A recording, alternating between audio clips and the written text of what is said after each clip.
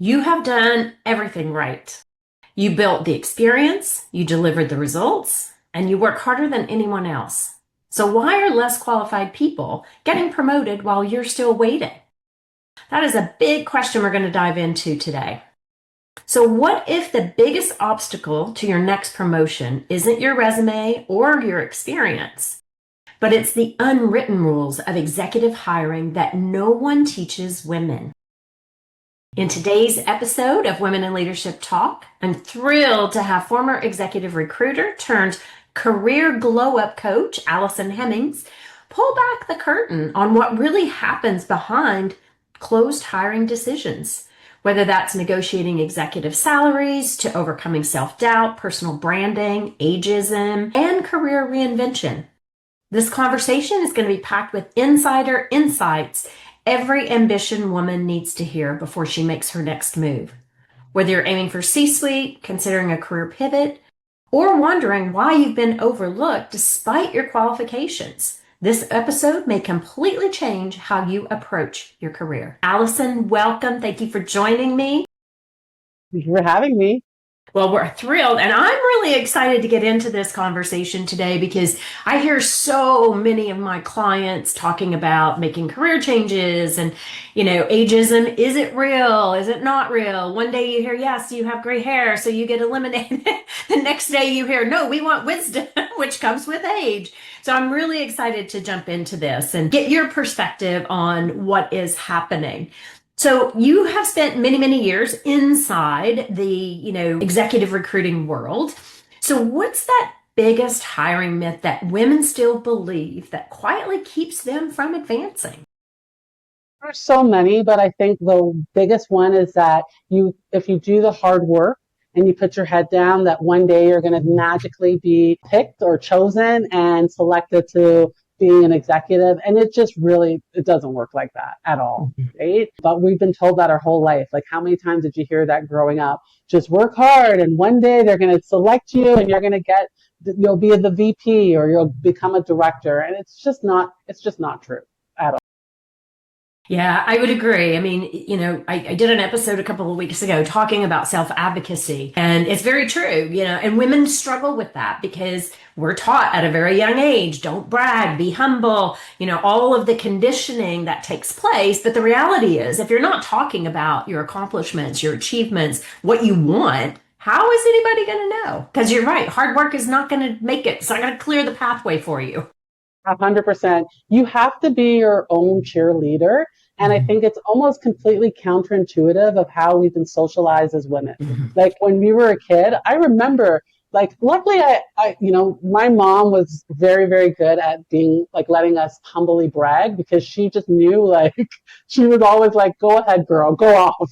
So I had that mom who at least had that.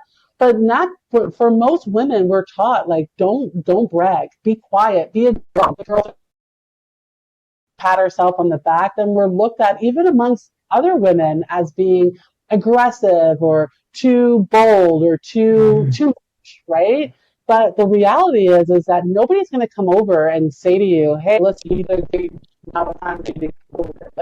You really you have to advocate for yourself and over and just you got to say it. You have to speak it to existence. And most of us have been taught not to. Just be quiet. Yeah. And then our male predecessors pass us and we're like, why? How come Chad is getting all the recognition and it's not happening for me? Well, because Chad put his hand up and he's the one who said so, right? Yeah. And we're not taught that, so. Well, and he's also behind the scenes navigating it, whether that's, going for lunches or he's making those introductions or, he's in the rooms where some of those conversations are taking place. And women, we have to be more exposed, I would say, to some of those conversations in order for people to know that that's what you're even looking for. 100%. And if you don't say it, nobody knows, right? There's nothing worse than being the best kept secret. Yeah, no. So, Alison, let's talk about what happens behind closed doors that most candidates are actually not seeing. After the interview, obviously the hiring manager and the recruiter is going to go over your resume and your interview. What usually is missing is people talking about their actual accomplishments. what they did within the company to help the company grow, make more money, improve processes, all of those things. But most of the times, like most people are not sitting at their desk all day thinking how awesome they are. Like you just do your job, right? You just go to work, you put your head down and you do your job. And then when you go to an interview, if you're not able to articulate that, how are they going to know that you are the person for the job? So really having an understanding of what you bring to the table as an employee, I always say this, people always hire solutions, people who are solution driven. So if you're just coming to an interview and you're like, oh, I did the job. Yeah, it was cool. I did it. And everyone liked me. Like, what do you expect? They're not going to hire you. You got to be able to say what you did and what you were able to accomplish and be able to articulate that so that the hiring manager sees you as the solution for the company. Yeah. And at the executive level, it's very important to present as the solution, not just regurgitate your resume or the job description. And that's what I see most people do.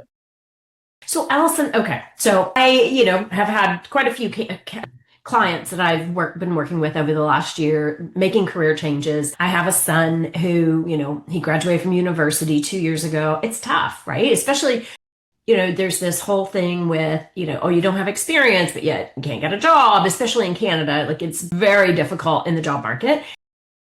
AI is a whole nother factor that blocks people from getting into, particular positions or even getting in front of someone to have that conversation. So talk to me about how you navigate that. And I'm just going to say this before we even go there. I want you to prove me wrong today, Alison, but I feel like resumes are going into a black hole that nobody is getting access to.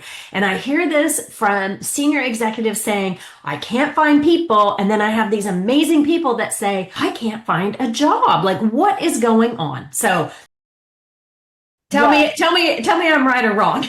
You're 100% right. Resume, okay, first of all, everything kind of goes into this black hole. And I don't want to feed into the ATS garb, because there's so many different philosophies, but for the most part, we've just been conditioned to believe that everything that's on the internet is real, right? Like when you go and if you're looking for a job, most people, the first thing they do is go on and look, see who's hiring, right?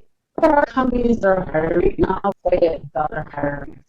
Hiring is real because they don't want to post, because they know that when they post roles, they're going to get 300, 400 applicants from all over the world applying. Like when I had my recruitment firm, I would post a job for a VP and I would get baristas from all over the world applying for a vice president job. Like I'm sure they're great at making lattes at Starbucks, but we're looking for a strategic hire, like a HR VP, right? So it's not the same. So that's number one. I think most of us have just been conditioned to go to the internet and just apply. Things do get lost in ATS systems for sure, but I don't want to just blame everything on the ATS, because that's of course, right. But things get lost in transition, right? I'm a firm believer in old school networking, like literally picking up the phone, like that's. Most job seekers, when they start looking for work, regardless of what stage they are in their career, the first thing they do is turn to the internet. That's a great way to kind of guide you, but it is not the be all and end all. And the reality is that you only have a 2% chance, 2% chance of getting a job from online. That is like the same, like I have a better chance of meeting Beyonce tonight. Love the analogy. Yes, you're 100% right. I keep saying this to my son, and he so I'm gonna quote you. I'm gonna quote you after this conversation, because I keep telling him that it's not always what you know, it's who you know. And 100%. Some of our young people come out of university believing, because they've been conditioned to believe that networking, that's, you shouldn't be doing that, and you just need to apply. And it's like, no, you need to connect with people. It's how people 100%. Get to know you. 100%. I always say it's not just who you know, it's who knows you. And so building those relationships through all stages of your career it's the key to be able to grow your career. Your network is your network. So I would call it like 4 years ago. I remember we had to do an unpaid internship, and I was like 27 at the time with like my own bills living in Toronto. Like I could not afford to have an unpaid internship. And I knew right from the beginning of the semester when they told us that we can only, like the school can only find you unpaid internships, that would not be the route for me. Like I was like, that's just not going to happen. And from that point, I realized that leaning on your network is going to be the key in order to grow your career. So I was all over it. Like LinkedIn wasn't even a thing back then, you know? But any person who spoke at my school, I would find their contact information and I would send them an email. I loved your conversation. When you came to our school, I always use this line, success leaves clues. And to be able to learn how you were able to grow your career. And that opened the doors for me for so many opportunities. I ended up getting an amazing internship right out of college, and it opened so many doors for me because I understood early that I wasn't going to stand out just on a resume or by just submitting an online application, that I had to go the extra mile. Yeah. And I think now we've just been taught that everything has to go through that process, and it just really is not true. So for your son, I would say start networking. Does he have LinkedIn? Is he on? Yes, it took me quite a while, Alison, but I got him there. It's a little bit of a cringe platform, and I totally get that. But you got to put yourself out there. I mean, right now it's a different time when it comes to job searching, and the traditional methods that we've been taught are just not working. So they don't work. To get to where you want to get to, you got to go above and beyond. Yeah, they're different. Yeah. Well, so I'll give you an example too, actually, but I was at the doctor last week, and there was a young guy in the exam room with us who was a researcher. And of course, they asked my permission. They said, "Is it okay if he comes in?" And I had my daughter there. My daughter was like, "Yeah, I'm fine with it." I'm like, "Okay, I'm fine with it." And so we started talking, and he was telling me what he's researching, and I was like, "Oh," I said, "You should meet this connection of mine who just moved to Canada from Dubai, and her whole focus is psoriatic arthritis research." And he was like, "Oh, that's fascinating." And I said, "Well, give me your LinkedIn and I'll connect you." And he went so quiet, and he goes, "I don't have LinkedIn." And I went, "What?" I didn't even have to say that. My daughter went, "No." She said, "Look out, my mom is going to give you a little lesson." And I did. And I said to him, I go, "Look," I said, "this is how people find you. This is how you find people."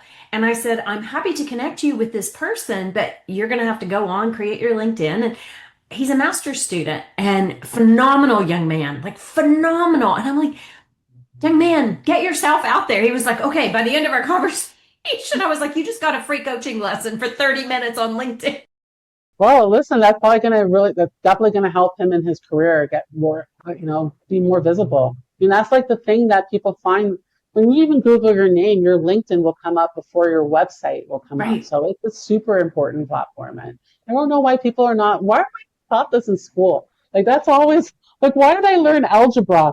Like that's never helped me. Learning these strategies would help you so much more. Like I don't know, just with life. Yes, exactly. Well, and to your point, Alison, so I was invited to Queen's University last fall, and that was exactly what I went in and talked about. I talked about the power of networking, the power of not networking from a transactional perspective, but networking for actual connection, and the importance. Even I had like 45 students in the room, and they were super engaged. And I was like, "How many of you are going to connect with me after this talk today?" Right? But we were practicing. We were using different ways. How many are you going to connect with your professors? Do you even know your professors' names? Because I've heard students say, "I don't know what his name is or her name is." And I'm like, how is that possible? You just spent 4.5 months with that person. Yeah. Well, I think that was all kind of craving connections, and a lot of students be introverted after the pandemic. And It's like, we got to push ourselves a little bit more. Like, listen, I work online and I'm a remote girly myself and I love it, but there's nothing that really does beat like in-person interactions. And when you have an opportunity to meet somebody face to face, that's a great time to connect with them and to grow your network. And when you're in school, especially, like your peers are the people who are going to be beside you for a long time. Like I went to school over 20 years ago. I'm still in contact with a lot of people that I went to school with. And it starts there. Like that's the first pool that you want to really focus on, right? Absolutely. Yes, absolutely. So let's talk a little bit about what recruiters think that they'll never actually tell candidates. So what's one hiring truth that might surprise and even frustrate some of our listeners today? You know what? I would say, I think one of the things that people don't think about is the whole process is the process, right? So the way that you show up for everything, right? Like if you're late for your interview, like, come on, guys, presence, right? How you articulate yourself, the way that you speak about your former employers, all those things are part of the process, right? And also being able to really articulate like what you bring to the table is such a skill that people just don't understand the power of. When you're able to actually leave an interview and that person understands exactly what you do, that's what's making the difference of you getting the job. And a lot of times we're just too busy being either humble or not being prepared. Like, oh my God, like the amount of times that I've had interviews with very, very smart people, and at the end of the interview, I'm like, any questions for me? And they're like, no. I'm like, oh, okay. Like, you don't have questions. Like, you don't have questions. You didn't do the research. And nowadays, there's literally no excuse to not have the research done. Like, back in the day when you had to go to like a library and go through like there's so many apps like. So for our listeners, if you do have an interview coming up, Perplexity AI is like the best tool for preparing for an interview, like game changer. It will tell you everything you need to know. So there is absolutely no excuses for not being prepared, not having questions, and not being able to understand what the role is like in 2026. There's just no excuse. So those are things I say are super important when you are interviewing and preparing for a role. Well, and I love how you bring that up. So especially our young people, they're a little more AI resistant, but it's a reality of where we are, and you want to give yourself every fighting chance. So we've talked about networking and connections, and we're talking about Perplexity, how to help you prepare, have questions ready. My daughter just went through this recently where she was applying for some internships. She's still in university. And I was like, okay, so what kind of questions are you going to ask at the end? And she went, I don't know. What should I ask? And I said, well, what are you curious about? Right. And then we talked through it and she had great questions. And I'm like, exactly. I said, this is what's going to help you differentiate yourself. And she ended up getting one of the internships. And I said to her, just what we were just talking about, I said, you're going to be with a pool of people now for the summer that you may not ever come in contact with again if you don't go back and do another internship. How are you going to connect with them on LinkedIn? How are you going to build that and nurture that relationship? And that is so important. So important. So important. And I think networking is always about like getting something, but a lot of times it's about giving as well, right? Yes. And actually that's the first part that you want to start with is that giving piece, right? So then it takes that cringe feeling out of network when you're just like, hi, can I apply? Hi, can you hook me up? Hi. Like, start, giving. That's going to help it flow a lot more consistently, and it feels more genuine when we are giving first. Right? Yes, absolutely. Absolutely. So let's talk a little bit about ageism. I hear this, especially for women. It doesn't, and maybe, again, this could be a myth that you can either amplify or bust. But it seems that as women get to a certain age, it is harder for them to walk into, or not walk in, but to be promoted into more senior leadership. So what are your thoughts on that? And if, let's say you're a woman in your 50s looking to make a career change and you're getting overlooked where you're at, like what are some of the things that you need to be doing to promote yourself? So you want to so first of all, before we even start, ageism is so real. Like it really is. It's the isms. I mean, there's isms for everything, right? And like, I mean, I'm a Black woman, so I know about isms, okay? But ageism is the ism that people talk about freely. Like, I can't tell you how many times when I was running my recruitment agency, people like the hiring manager would be like, they're great. how old are they? What does that have to do with the job? Like, what are you talking about? Or we would hire them, but we just feel like they are going to retire in the next 15 years. Nowadays, if you get 3 years out of somebody, you're doing a great job. So why are we concerned if they're going to retire in 15 years? So I think, there's a whole bunch of ways to combat ageism. One is like the way that we talk about ourselves. Like, I know this sounds crazy, but like, I'll hear women in preparing for promotions or in my coaching practice, and they'll say things like, as I'm winding down, I'm prepared to go. What do you mean you're winding down? Like if you're leading with that, that's also not, they're gonna get mixed messages, and people feel you before they even hear the words that you were saying, right? Yes. I think being on top of all the trends and being able to articulate that is also going to be able to help you grow your career. Like, you want to make sure that you're not going in with, this is how that we've always done it, and this is how we're always going to continue doing it. Like, that doesn't, those two don't really, they don't flow together as well, right? And then, I mean, here's the thing. You can't convince every person. Like, if you're in an organization that feels like you've hit the glass ceiling, then it is time to start looking elsewhere. Like, a lot of times we are trying to force things or change people who are never going to change. If you're dealing with a manager or a hiring manager or within an organization and they are blatantly whatever ism, it is time to start strategically looking for their values.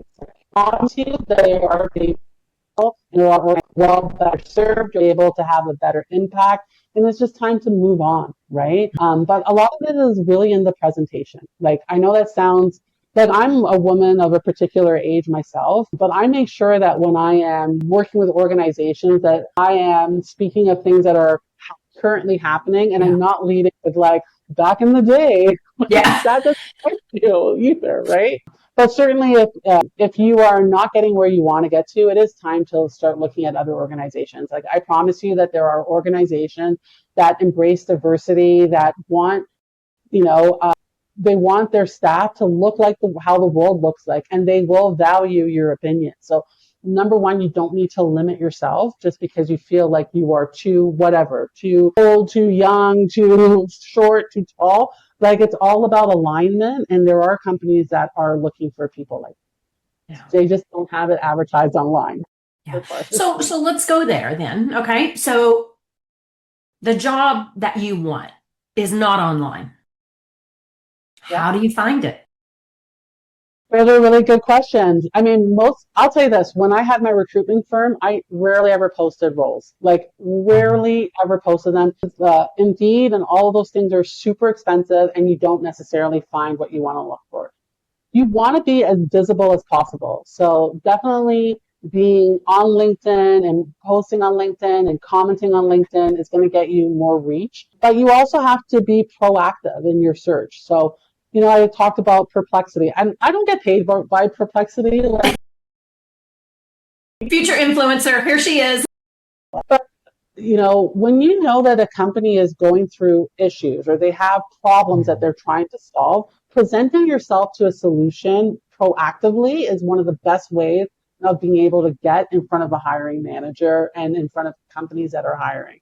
So if you know that, like, if you're in HR, for example, and you see a company is coming to Canada and they are struggling with their recruitment efforts, going to them before and then providing yourself as a solution and, talking about what kind of problems are you having and having an understanding and speaking to the people who are higher up also is a great way of being able to get visible, because they remember those things.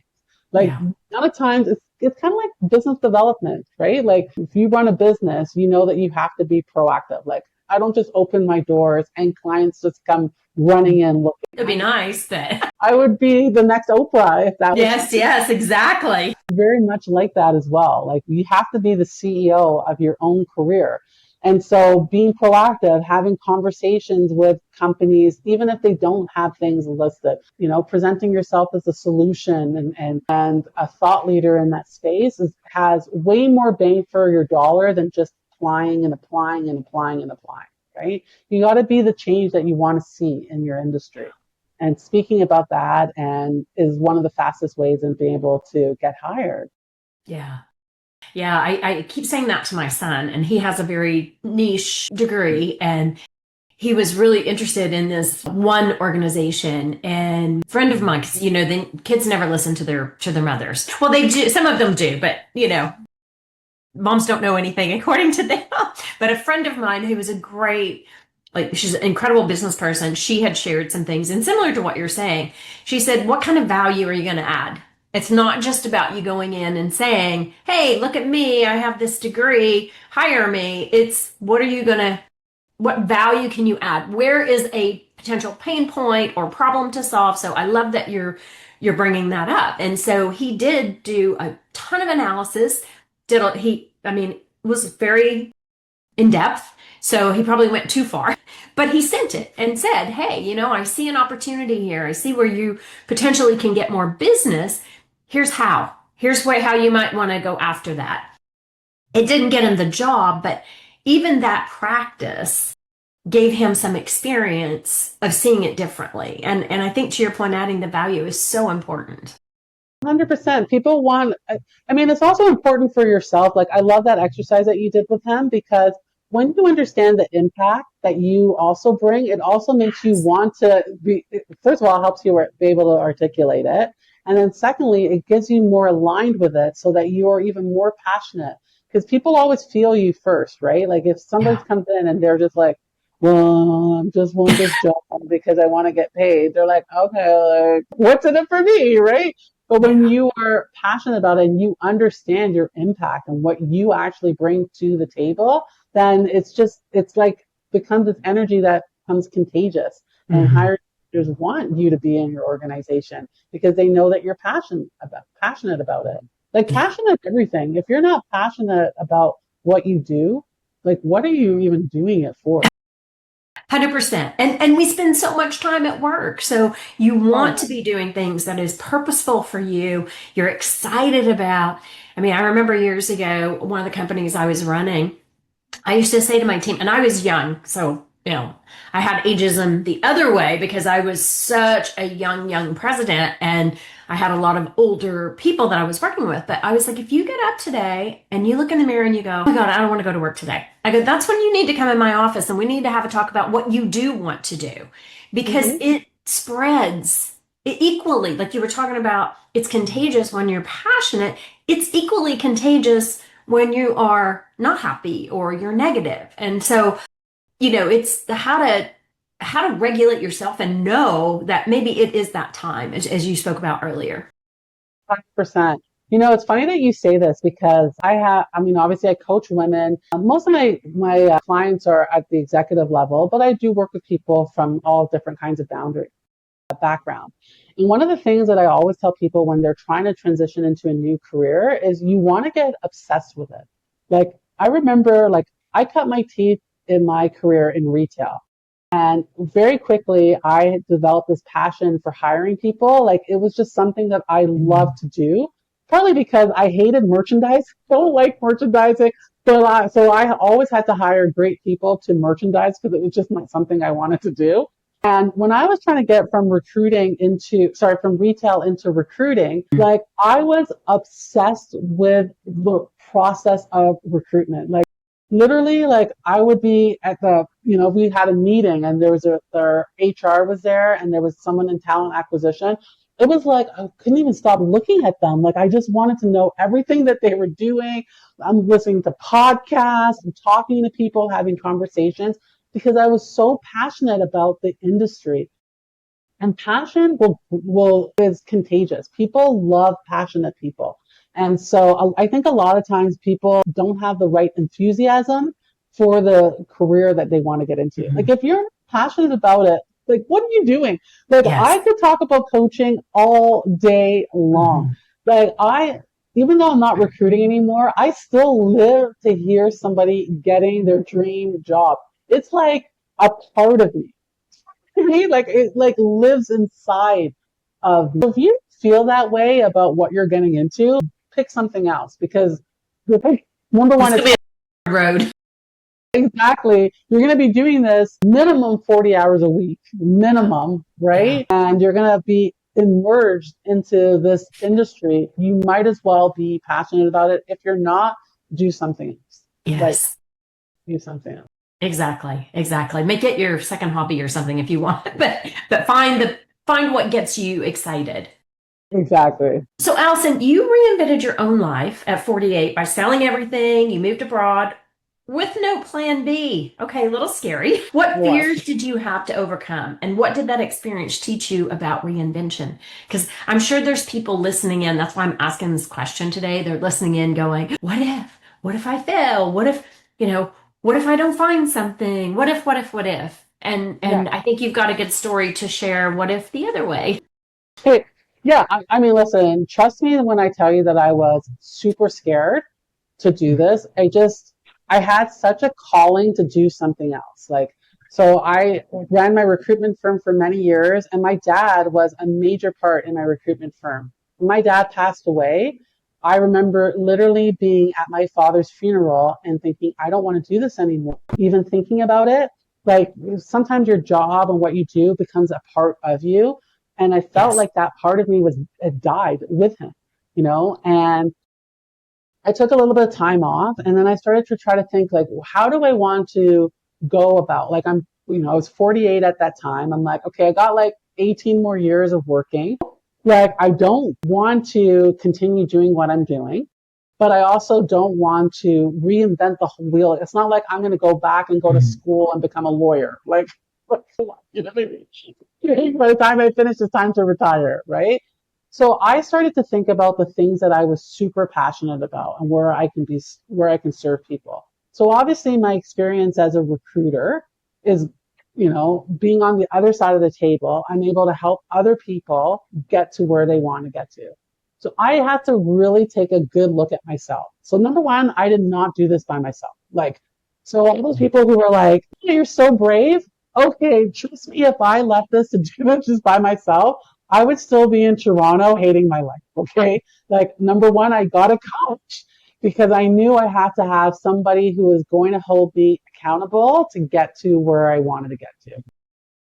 And I started just thinking about what my life would look like if I was to take this risk, like being at the beach, waking up every day, like not having minus 40, not paying $1 million for groceries, like, not being so obsessed with clothing and materialistic things. So I Mhm. really started thinking about all of the things that can go well versus the things that could fall apart. Because if I had thought about all of them, I wouldn't have done it. Like I just Yeah. wouldn't. You know what I mean? Like it was too hard. Yes. And of course, I had a coach that was there with me to help me and hold me accountable because so many times I wanted to quit.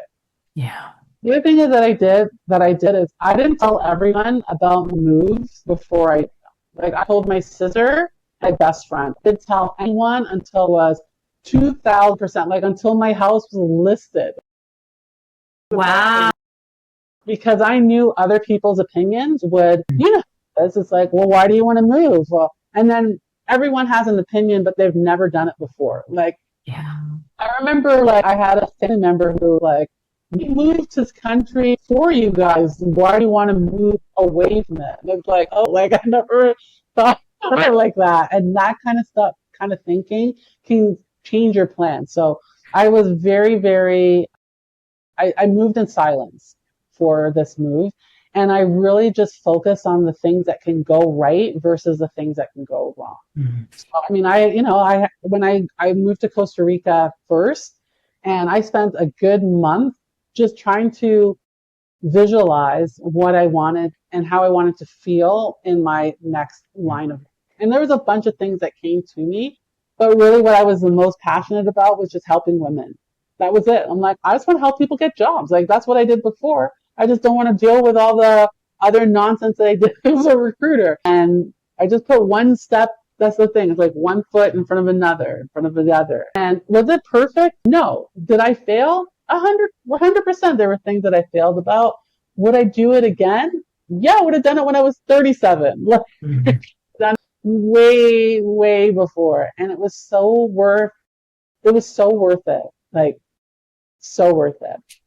And Nice. things just have a way of working out when you are intentional about it. Like Yeah. the amount of times that I spent daydreaming about waking up at that beach, and then one day I'm at that beach, I'm like, Love that. like, you know what? Dare to dream. Like, remember when we were kids and you would just sit there and daydream about what you want hmm your life to look like? Let's bring that back. Like, hmm why does that have to stop? Is that ageism? Is that the thing that we do? That's a Why, great.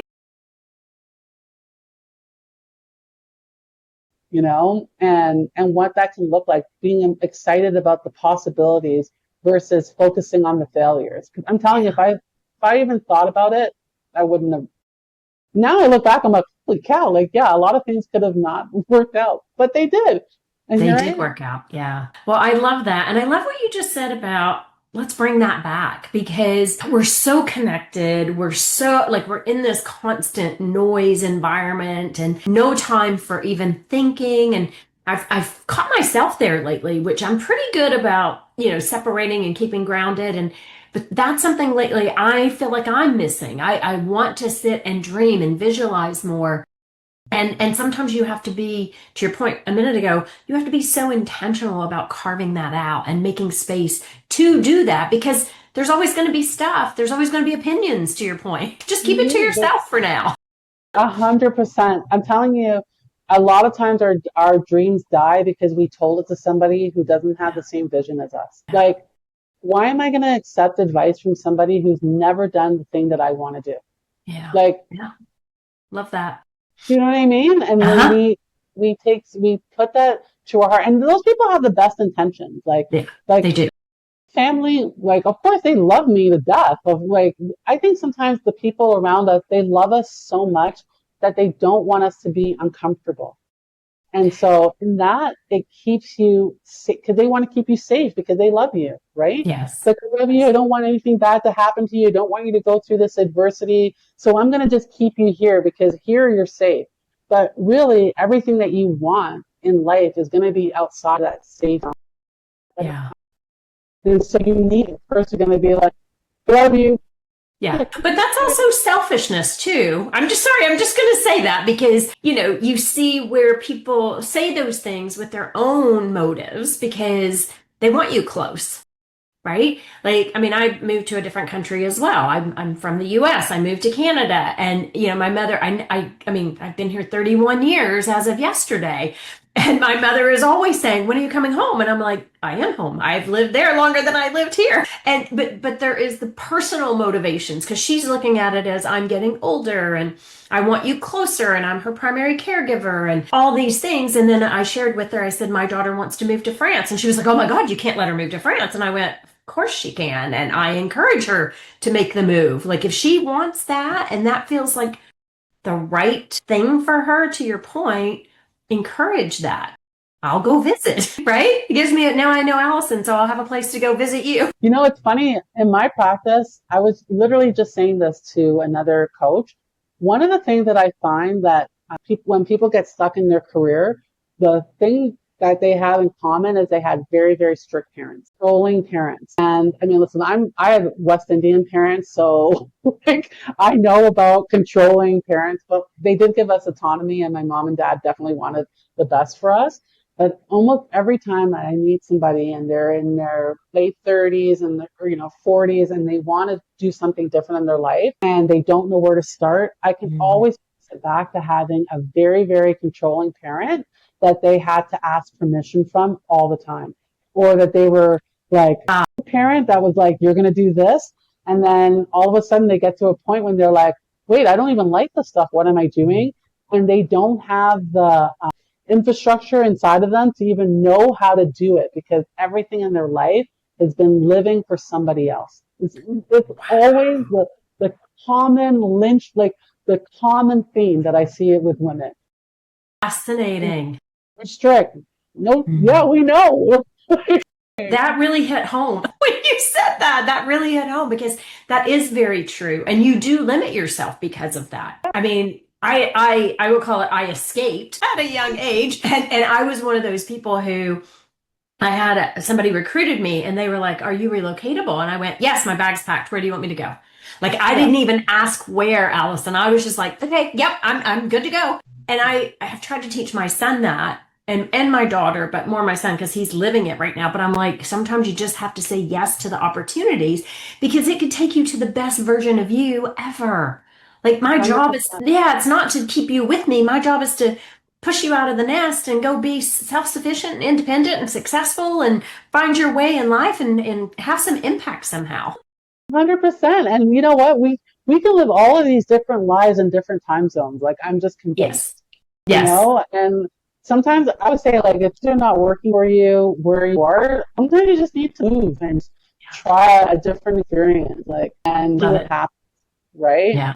Love it. So refreshing. Okay, so one more question and I'm going to wrap us up here. So if you could sit in on one executive hiring meeting today, what would leaders be shocked to hear about? Say how much the way that like first of all, interviews are a two-way street.